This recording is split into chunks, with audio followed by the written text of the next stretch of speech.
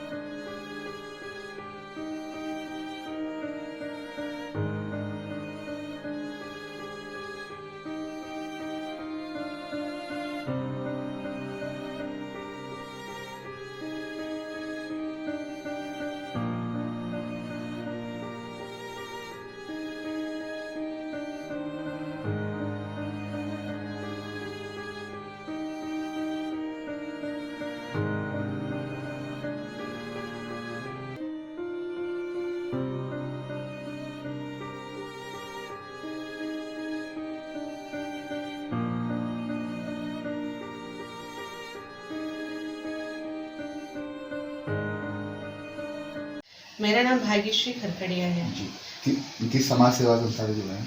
Sir, हमारी कोई सेवा संस्थान ऐसा कुछ नहीं है। हम लोग पर्सनली सेवा करते हैं, कोशिश करते हैं जो लाचार, बेसहारा, मजबूत लोग हैं उन लोगों के लिए मदद करें हम। और आज का जो केस था उसके बारे में थोड़ा बताएंगे?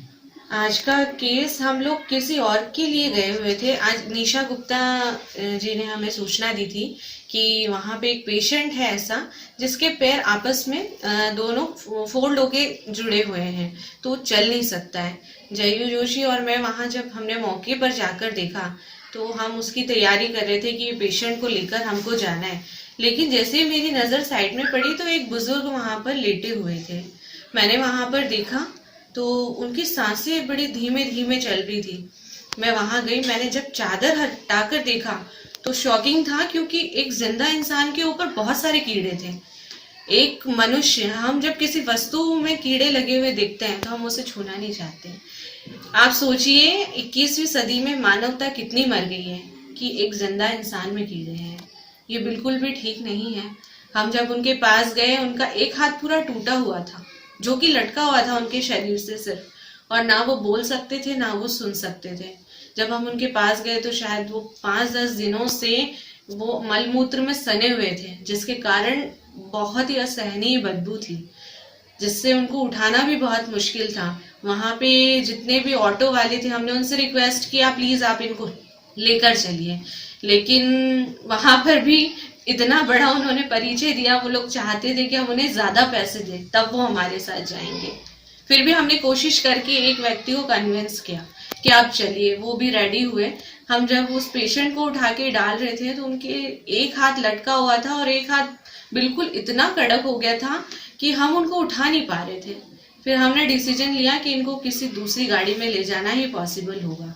जब हम दूसरी गाड़ी की व्यवस्था की, एक व्यक्ति थे वहाँ एम्बुलेंस में के पास खड़े थे, उनसे मैंने हाथ जोड़ के रिक्वेस्ट किया कि प्लीज आप इन्हें लेकर चलिए। तो वो रेडी हुए। फिर जयू ने और मैंने, हम दोनों ने मिलकर जब उन्हें उठाया, इतनी दुर्गंध थी कि कोई भी अपनी सांस नहीं रोक सकता। जयू की तो तबीयत भी खराब हो गई थी, इन्होंने बहुत उल्टियां भी की, लेकिन उसके बाद भी हिम्मत नहीं हारी इन्होंने पूरा मेरा साथ दिया। हमने उस पेशेंट को उठा के एम्बुलेंस में रखा और वहां से लेकर जब हम आश्रम गए तो मुझे इतना ज्यादा दर्द कभी नहीं हुआ जितना आज उनको देख के हुआ। किसी ना किसी के वो रिश्ते में थे, किसी के पिता भी थे, शायद किसी के पुत्र भी थे, किसी के भाई भी थे। इतने सांसारिक बंधनों में बंधा हुआ एक इंसान होता है, उसके बाद में उसका अंतिम समय यदि ऐसा होता है तो हमें अपने आप को मानव कहलाने का कोई भी अधिकार नहीं है।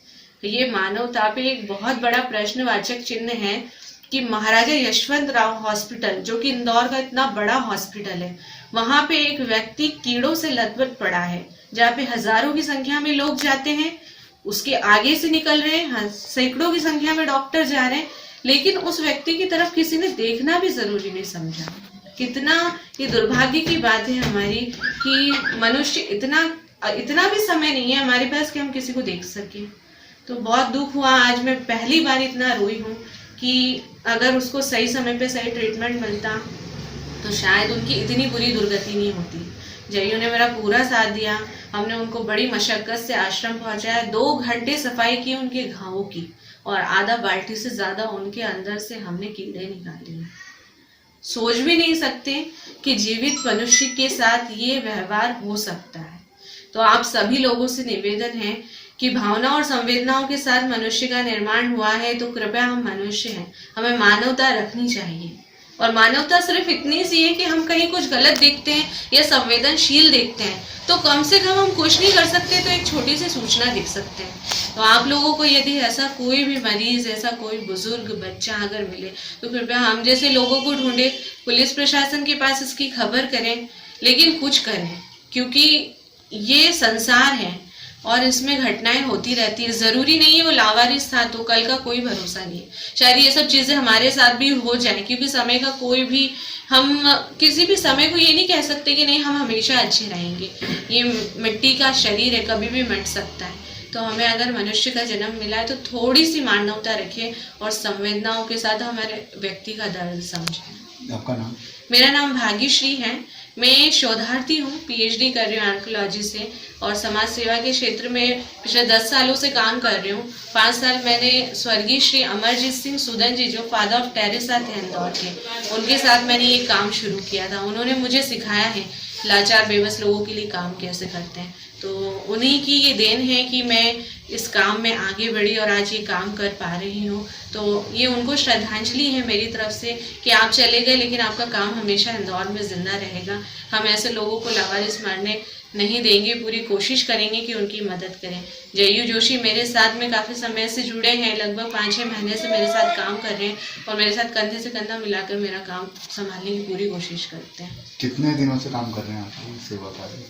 मुझे 5 साल तो कंटिन्यू हो गए हैं। अमरजीत सिंह सूदन सर के साथ 5 साल काम किया, लेकिन 6 अक्टूबर को कोरोना काल में सेवा के दौरान उन्हें कोरोना हुआ था, जिनसे उनकी मृत्यु हो गई थी। उसके बाद ये सारा काम मैं ही करती हूँ। इसमें मेरे सहयोगी है जयू जोशी। किन किन लोगों का सहयोग रहा है इसमें? इस काम में सहयोग मुख्य तौर से तो जयू का ही रहा है। जयू के साथ में एक पुनीत भी थे, उन्होंने भी हमारी मदद की। थैंक यू फॉर वो वेन वाले भैया, जो एम्बुलेंस वाले भैया हैं, आपकी वजह से वो सही समय पर वहाँ पहुँच गए। आज जो जैसा दीदी ने बताया, हम करने तो किसी और की सेवा गए थे, लेकिन उसी समय ऐसा व्यक्ति हमें दिख गया कि हम सब चीज़ें भूल के फिर हमने सारा काम उनके लिए किया। और उनकी कंडीशन इतनी ख़राब थी कि अभी सुबह से शाम हो गई, हम दृश्य को भुला ही नहीं पा रहे। किन किन लोगों का सहयोग रहा? वैसे तो मेरे साथ में, मैं दीदी के साथ जुड़ा हूँ और एक मेरे साथ 1-2 भाई और हैं। तो समय पे जो उपस्थित हो जाते हैं, हम सब जाके सारा काम कर लेते हैं। आप क्या चाहते हैं कि समाज और भी सहयोग करे, आपकी टीम बढ़े, कुछ ऐसा? जी सर, हम तो ये चाहते हैं कि इस महीने में भी हमारे द्वारा 10 से 12 केस हो गए हैं और अभी मैं एमवाई होके आया हूँ। 3-4 केसों की और तैयारी है। तो अगर कोई भी व्यक्ति को अगर ऐसा कोई मरीज दिखता है तो हम आपके चैनल के माध्यम से हमसे जुड़ सकते हैं।